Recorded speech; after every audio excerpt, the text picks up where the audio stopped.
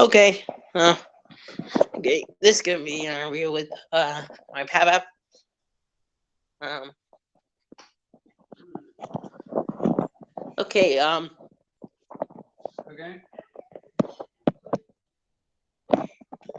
me see if I can. They see. Maybe. Okay. You can probably. Nah. I'll just hold it. It'll be there. Wait. Okay. Flip the camera around. Okay. Uh. Hop here. Yeah. Um. Tell me stories about your farm, about your dad's pharmacy. What do you want to know? Just whatever. Just tell me some stories. Probably just working there, so found living there. Your Okay, Dad's pharmacy was on the main street in Freedom, Pennsylvania, and the Pennsylvania Railroad main line was right behind the pharmacy. And I think it was in probably, front. huh? Was it in front? Oh no, It was. It was on a second street from Main Street, or It was on Main Street, right behind the pharmacy where all the railroad tracks okay. connected to Conway Yards. Yeah. Okay. So when the main line, they had a lot of passenger traffic back then when I was growing up, and in the 40s and in the 50s, worked at the store. But I mean, every time the main line passenger trains went by, And the freight trains. all the bottles would shake in the back room. Okay, so we had to kind of hold some of the bottles so they didn't fall off the shelves. But I worked as the stock boy, the cleanup guy, the window washer, all the little general repairs that I worked at the soda fountain, milkshakes, sundaes, Yeah. scooping ice cream. Do you remember any good stories about working in the soda fountain? Oh well, I was just very busy. Just busy. All the towns were very, very busy because they all had a lot of businesses on the main street. There were no shopping centers at the time, so everybody shopped in their own little towns. So it was very, very busy. Yeah. Freedom was a real busy little town. Now, do you remember? You said one time you remember the boats going. Do you remember any stories about? Talking about during the war? Yeah. Yeah, I remember. There was a lot of train traffic, a lot of boat traffic. Constantly seeing tanks going by on railroad cars. Parts of airplanes without wings, and then the wings would be attached on the flat cars. Flat cars. And between the boats, there was a boat building facility going down the river towards, or basically up the river towards Pittsburgh, even though Pittsburgh is south. In a little town in Leedsdale, across from Leedsdale, building facility, they had the big LSTs, which were troop transports. And I remember seeing those guys going around the river. This was in 19 from 42 to 45. Of course, the war was over in 45. But the towns were very busy, all the little towns. Do you remember any stories of the war? Can you tell us about that job you had a little bit on the railroad that summer? That 2 summers on the railroad when I was first out of high school. When I was going to college, and I spent summers. I spent 2 summers on the railroad and a couple summers in the steel mill. What did you do? Good jobs, you know. Yeah. Made enough money for tuition and all for school for all a year. Yeah. I worked with the crane hookup. We were moving rail, unloading and loading rail onto flat cars and early blind bullets. And a lot of the rails were right in the railroad yard. Yeah, you were So during they this. had to load those on gondola cars. Then they'd move the gondola car down to where they were laying new track. Mm. And then they'd unload. Everything was done by hand back then. There was very little automation other than using the cranes for moving them on the flat car. Now they got automatic railers and others and tampers and the whole 9 yards. But years ago, everything was done by hand. Keep, I was just general labor, so I worked. Whatever job they needed done is where they would send me and small cruiser guys. A lot of times it was just laying out all the material for the track itself. All the steel where the rails fit in. We laid all that out ahead of time. yeah, it was. Do you remember the smoke from all the steam engines back then? Yeah. I'm sure the valley was there was smoke all the time. Yeah. Do you I remember sweeping off my porch at home every day. This was during the war back in the 40s, and between all the steel mills and the railroad, the area was really dirty. Yeah, really dirty. Probably. Yeah, a lot of smoke. Windows were probably black. Very black. Well, just the soot from everything. Yeah. Because we have an oil refinery in Freedom too at the time. Yeah. And so we get a variation of smells coming from the oil refinery. Do you remember the fire they had? Hmm. It was very, very scary. I remember the one fire was, I think it might have been in the late 40s or early 50s. That you could actually feel the heat down on the main street. And of course, the Works was out down from the main business area, but the fire was so intense. Just walking out from my dad's drugstore out into the sidewalk, you could feel the heat coming. Very dangerous fire. Mm. There must have been 10 fire companies fighting that, and they're putting water on all. This was in one of the tank yards where they had a bunch of tanks. Mm. One tank caught fire and actually melted all the way down about halfway. So they were fighting to put that out.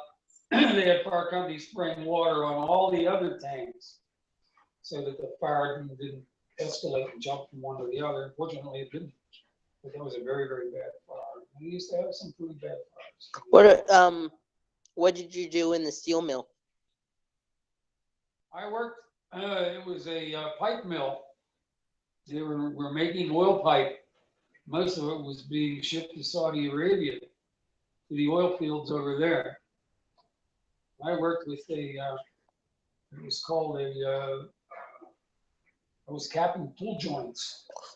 And you had to cap them, you had to put a round disc in the end of the joint, and then you had to hammer it down in. So when they welded that onto the pipe, the weld didn't fall into the pipe and cause an obstruction. So they put a cap in there, and that was my job. It was capping them. It was a hard job. Mm. Capping the tool joints were heavy. Mm. But it was a good summer job. Yeah. Do you remember any trips down to going to Pittsburgh? Oh yeah, I went to Pittsburgh a lot. They had passenger train service back then, so Yeah. you could jump on a train and you do Pittsburgh in probably a half hour, 45 minutes, because the train stopped at every little to Pittsburgh. It was a lot of fun especially around Christmas time, because all the windows in all the department stores were all decorated. They had electric trains running everywhere. It was neat. Yeah. Do you remember So all we those took the train. displays for the yeah. Lionel? Vinyl displays. Yep. Yeah. Yeah. It was a different time. Yeah. Now they don't have any small passenger train travel like that. Everything is from big city to big city. Years ago, there was a lot of little commuter trains, the Pennsylvania line ran on the one side of the river, and the P&LE ran on the other side of the river. And they both went down into Pittsburgh from Beaver Valley. Yeah. So it was kind of neat to ride a train. You remember also all the yard switchers and stuff moving around cars in the yard. Sure. You years ago they had before the big automation at the Conway yards, all the cars were humped by hand. There's actually a guy who rode down every car. Yeah, that was and he had to brake. brake. And it was very dangerous, especially at night. A lot of guys used to get thrown off and get hurt. And now everything's automation now, so they eliminated the guys that had to ride those cars down. Yeah. It was a very busy yard, and still is. Yeah, it is. Yep. Then Rochester was in Rochester. I wanted to ask you about that. Rochester? There was a factory. Is it bowling? Yes. Is there a bowling factory? Well, there was a big bowling alley. So they had like several floors. Okay, that's what that is. It's called the John Tosh bowling alleys. And that was right on the river. Yep. Right next to the railroad tracks. Right next to the signal bridge in Rochester. We used to go down and bowl, and he would let some of us kids in, and we'd set up our own pins. Okay, we got to bowl for nothing. So one guy would set up the pins, 2 or 3 of us would bowl, and we all took turns going back to set up the pins. So if they weren't busy, we'd have to pay for maybe 1 game, and they'd let us bowl like 10 games. But we had to set up our own pins. If not, then you had to have a guy, to set up the pins. Yeah. This was before all the automated bowling alleys, Yeah. But it was very busy. It was a busy area. Well, all the little towns were busy. Yeah. And the shopping centers came in, and then little by little, a lot of the businesses left the small towns where folks got older. They retired and just closed. So there's a lot of empty storefronts everywhere. What other stores were there in Freedom? Oh, there was a lot of little stores in Freedom. We had 3 or 4 little grocery stores. We had a hardware store. We had Isley's store. A&P? Trying to think. I don't think we had an A&P. At least I can't remember. If they did, it was years prior to the 40s. But we had a Woolworths, a 5 and dime. We had a couple little newsstands. We had a jewelry store. Like I say, there must have been at least 4 nice independent little grocery stores, little specialty stores. And 1, 2, 3 large gasoline stations. And a couple little restaurants in town.